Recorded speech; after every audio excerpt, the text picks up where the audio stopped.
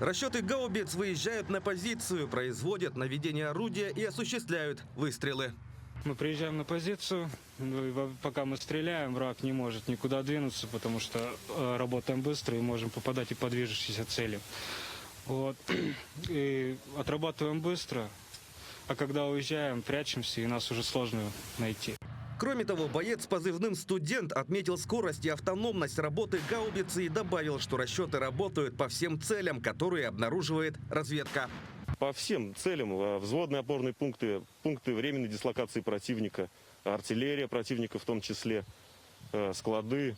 Все, выявленная техника, все, что найдет разведка, потому и работаем. В Министерстве обороны заявили, что артиллеристы с помощью самоходных гаубиц МСТА-С уничтожили позиции ВСУ в Харьковской области. В ведомстве добавили, что целеуказание и корректировка огня ведется с помощью беспилотных летательных аппаратов.